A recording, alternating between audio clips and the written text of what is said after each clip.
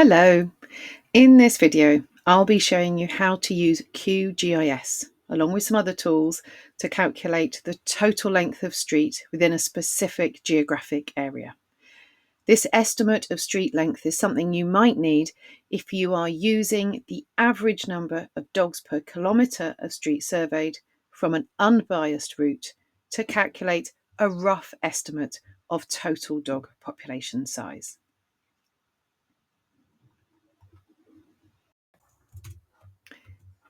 So the first thing that you need to do is download QGIS for your platform. Make sure you choose the long-term version. Now this may take a little bit of time to download. It's a fairly big piece of software, so keep an eye up here, let the download complete, then click Ask to install and follow the prompts until you've installed QGIS onto your computer. Once you have installed QGIS, open it up, and the first step is to specify your geographical area. Now you may be able to get a shapefile or KML file from your partner. Often the municipality would have such a file, but if they don't, you have a couple of other options. The first option is to download geographical areas from gadam.org. So this is the website that you go to.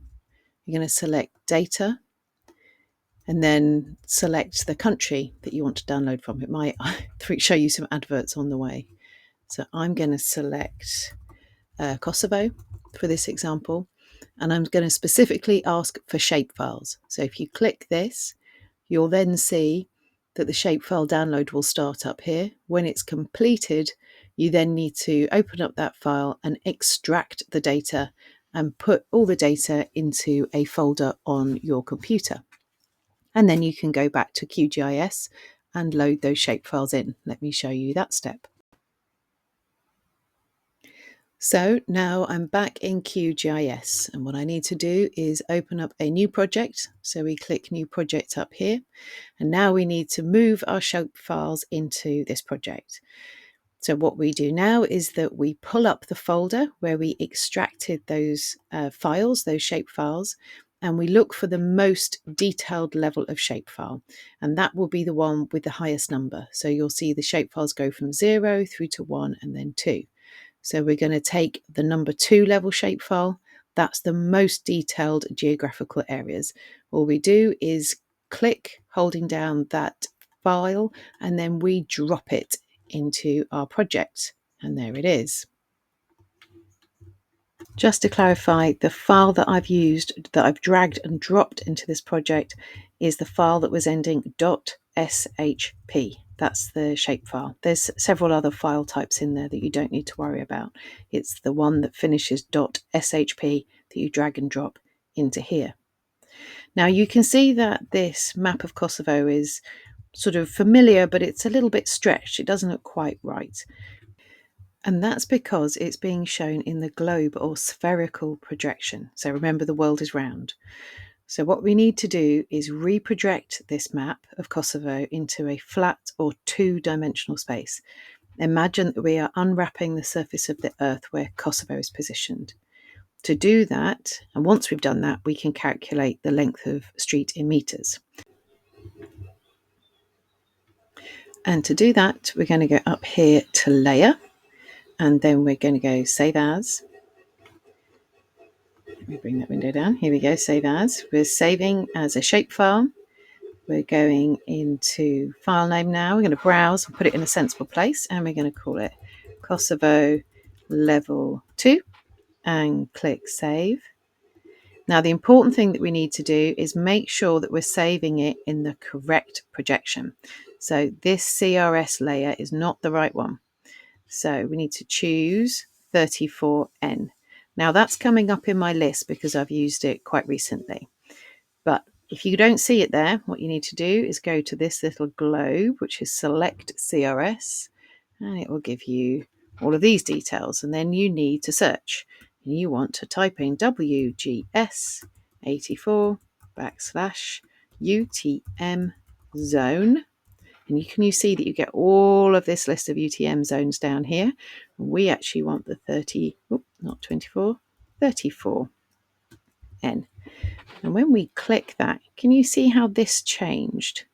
Okay, so now we have like a little slice of the world, and it's the little slice of the world that Kosovo is positioned in.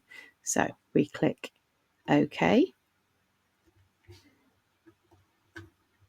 Click OK there. It's going to add the saved file to the map. Click OK again. Right, and now we have this new Kosovo. I'm going to untick the one underneath. And now we're going to right click on our Kosovo level 2, and we're going to change the layer CRS. We're going to set our project CRS from layer. We click that. And now that looks like the Kosovo that we recognize. So the other thing we can now do is if we right click on here and we open up the attribute table, and this tells us all the information about this this map, this set of shape files that we've got. If we slide across, you can see that at level 0 the name is Kosovo for the country. It gives us the name of the level 1 geographical areas, and we keep going down, and now we can see that we get into the names of level 2, which are towns or municipalities. And what we want to do is find Prizren. Okay, so I'm going to click this to get it in alphabetical order. I'm going to go down here. There's Pristina, and there is Prizren. Now, if I click this, it means that we have highlighted, we have selected that particular area. And here you can see it's nice and bright yellow. So close that for now. And what you can then do is you can actually save just that little chunk. So again, we're going to do our save as. We give it a name to make sure it's saving it in a sensible place. Yep, in the same level. And this is Prizren. I think this is actually the district. We're going to click save. But this time, we're going to ask it to only save the selected features. And we click OK. Okay, so now we just have Prizren. So if we unclick this, there we have only Prizren. Now it'd be quite nice to actually see where this is in the world. So if we go up here, you see we have our XYZ tiles, and we have Google Maps, and we also have Google Satellite. I'm going to drop Google Maps in here. I'm going to make sure that Prizren is above it. And here we go. Now we can see our Google Map behind. Now, one challenge is that the area that we want is actually maybe Prizren town. So rather than use this whole district, we're actually going to draw for ourselves the municipal boundaries of Prizren town itself. I'm going to unclick this for a second. Prizren's right in here in the middle. And actually, we just want to know the street length in there. So I'm going to show you a different way. So if you wanted to have the street length for the whole of this Prizren district, that would be very easy. We could go ahead. But if you want to just do the town, well, now we're going to have to bring in a new boundary of just our town. So let me show you how to do that. So we are going to open up Google My Maps. This is not Google Maps, but Google My Maps. It's an online GIS software. And you'll need a Google account for this, and you'll need to be logged into your Google account. We're going to create a new map. Okay, so then we're going to put in the location of the map that we want to create, Prizren. Here we are. Okay. So to create the map, we can literally draw it, or create the boundary rather. So we're going to add a line here, and we're going to start creating a boundary around this area. Now, you can have a paper map open whilst you're doing this and follow the boundaries as shown on the paper map. Unfortunately, Google My Maps does not show the boundary. I'm just going to double click. There we go. Now we have a polygon. Unfortunately, Google My Maps does not show the boundary of the municipality. But if you open up Google Maps in another tab, in fact, if we just search for Prizren and then go here, now we can see where the border of Prizren goes. So you can have this Google Maps open on a different screen and then be copying this boundary onto the Google Maps. Slightly awkward. It's a shame that Google My Maps doesn't actually show the municipal boundaries in the same piece of software. But obviously you can be flipping between the two, looking at the boundaries and redrawing, or you could be using a paper map and drawing it here in Google My Maps. Okay, so we're going to rename this layer, and we're going to call this Brisbane Town. Click Save, and then we're going to go up here and ask to export as KML. We're going to choose just the Brisbane Town layer, click this, export to KML, and click Download. And now we have our Brisbane Town KML, which is a different type of file in our Downloads folder. So now we're going to go back to QGIS and bring this boundary into our QGIS project. So here we are back in QGIS in our project, and what we need to do now is to bring that KML file from our downloads and into our project. So here's my folder, my downloads folder. Here's that Brisbane Town KML. I'm going to just drag and drop that into the project, and then I can close the downloads file. And it checks. It says, "Do you want me to add it?" And we just say yes, we want to. It's already selected. Oh, there we go. We've selected it, and now we add it as a layer. Now here's our boundary of Brisbane Town. Now, of course, you can draw whatever boundary you like. If you were only wanted to know the street length of a certain section of this area, you would just draw a smaller boundary in My Maps. But here we are with our very rough outline of Brisbane Town. So now what we need to do, we can see all the roads through this transparent layer. We see the different roads in the background, but actually they're only in there as an image. We actually need the shapefile that shows these individual roads as actual vectors, and then we can calculate the total length. So we're now going to go to yet another website to get a road layer. So the website we need now is called BB Bike, and this extracts information from OpenStreetMap. So we click in here and we can search for our area. We're looking for Brisbane and click search, and this is the one that we would like. Here we go. Here is Brisbane in Kosovo. So you need to put your email address in, and then you want to create what's called this bounding box, and that means that all the information within this box is going to be extracted for you, and that looks like a pretty good area size to me. You can actually drag the area to make it bigger or to move it across, but that looks pretty good for what we need for this example. So I'm going to click now, just double check it. It does say shapefile up here. That's what we need, and we're going to click extract.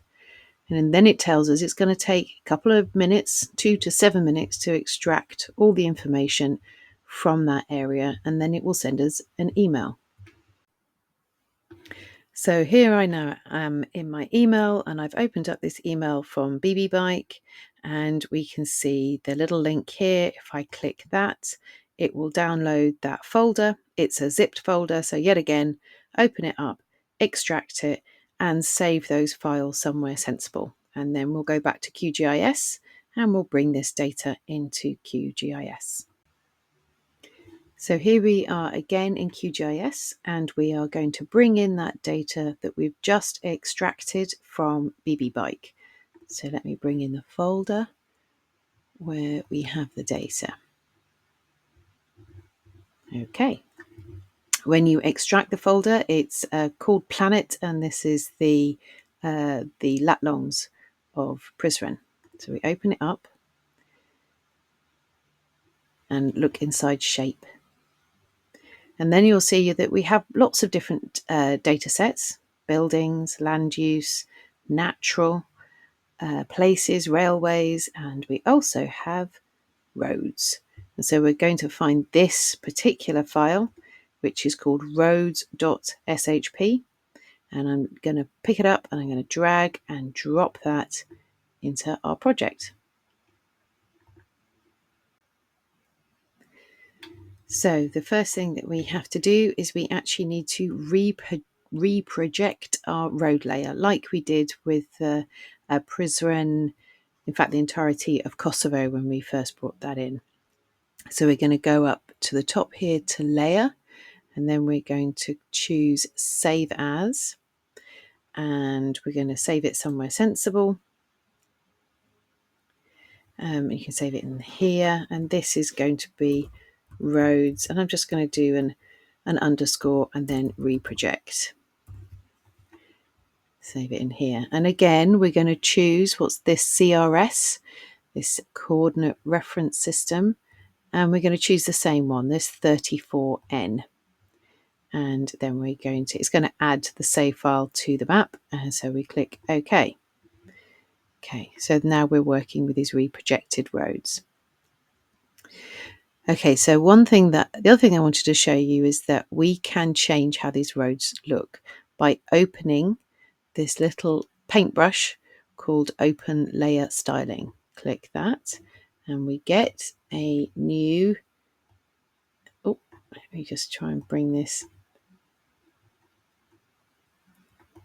There we go, that's better. Let me open that up again so we can see it more clearly. There we go. So at the moment it's showing all the roads with the same single, but actually what we'd really like to do is to categorize them. So we change this to categorize, and then we look under values and we're going to choose type, because in a moment I'm going to show you that this road layer has an attribute called type, which means that every road in this layer is described as a certain type. So we're going to click that. We're going to ask to classify. It's got live update on, so it's already done this changing of colours. Now if we open the little arrow here on the left, can you see all these different colours? And these are the different types of roads. So the other thing we do is we can right click on roads reproject, open up our attribute table, and we can see here now under type, we can see that each one of these roads is designated a particular type: residential, footway, secondary, tertiary. There'll be motorways in there, there'll be pathways, there'll be service roads, and so on. And here we can see them all color coded. So if we zoom in a little bit, and I'm just scrolling the roller on my mouse in order to scroll in and out, so we can see these different roads are all different colors. So, and we're going to use that later because we don't actually want the total road length. We want to exclude some roads. For example, let me show you this now actually.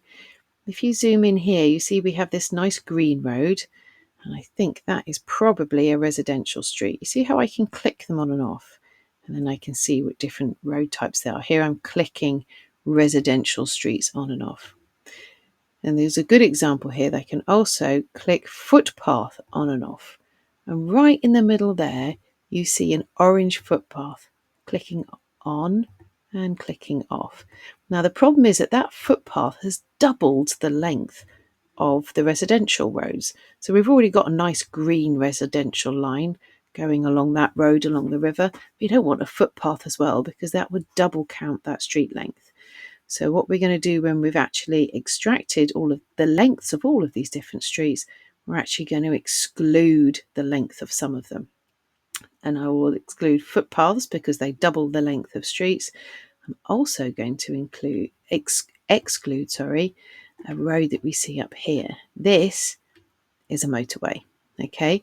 And these big motorways up at the top, there we are, they will not have dogs on them, okay? These are major motorways, and they're basically going to be zero when it comes to dog density. So we don't want to include them in our total street length, because what we actually want is the length of street that is likely to have dogs living on it. And if we know that this is going to be zero, then we can exclude it. Right, but let's carry on now with finding the total length of all of these roads.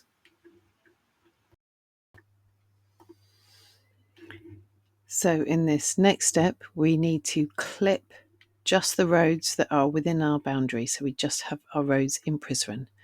So we're going to go to Vector, Geoprocessing Tools, and Clip. And it should bring in this little box. So the input layer is the roads we projected. Our overlay layer is Prizren town, like this. And rather than create a temporary layer, we're actually going to save this. So we're going to go and save to file. And we can put this back in this same folder. And so now we're going to call this roads underscore in Prizren, like so. And it's again going to be a shapefile. Click save, run, and close. So can we see now, if we click these roads off, can you see that we only have these roads within the boundary of Prizren? Okay, so in this next step, we're going to go to layer, add layer, and we're going to go over here and select add virtual layer. And we're now able to type in a query. And what we're going to type is select type, comma, sum, street length, geometry, close brackets, from roads in Prizren, close brackets, and we're going to group by type. We can test this. It says there's no error, so we're going to add and close. And now we can see over here we have a new virtual layer. Now if we right click this and open the attribute table, then we get all of the road types and the total length in meters.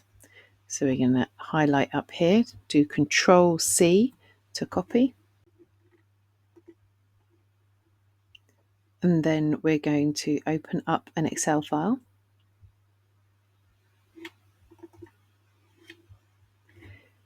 And we just Control V to paste. And now we can see all of our road types and length in meters. So the first thing we'll do is change this length to kilometers.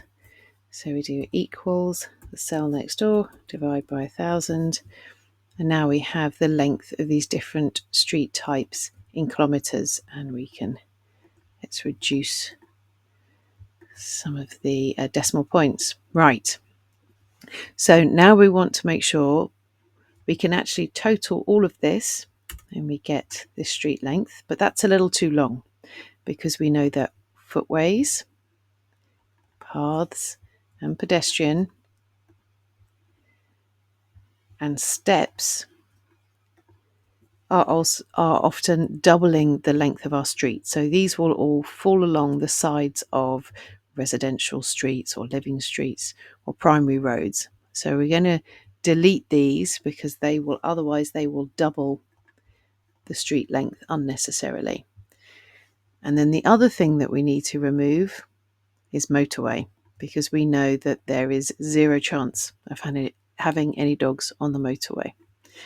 And this then becomes 395 kilometres. I would say that that is 395 kilometres of street where dogs may be found.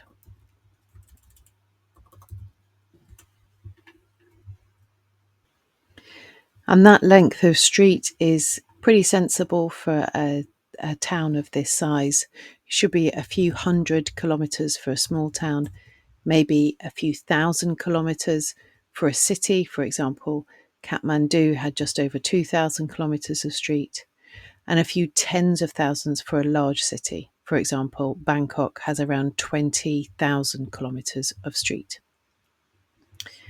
Okay, and that's it. That is how you find the total street length for an area. And here we've defined a specific area for Prizren town We could have used the administrative districts that we found at the beginning, and that would have given us a total street length for a much larger sort of Prizren district.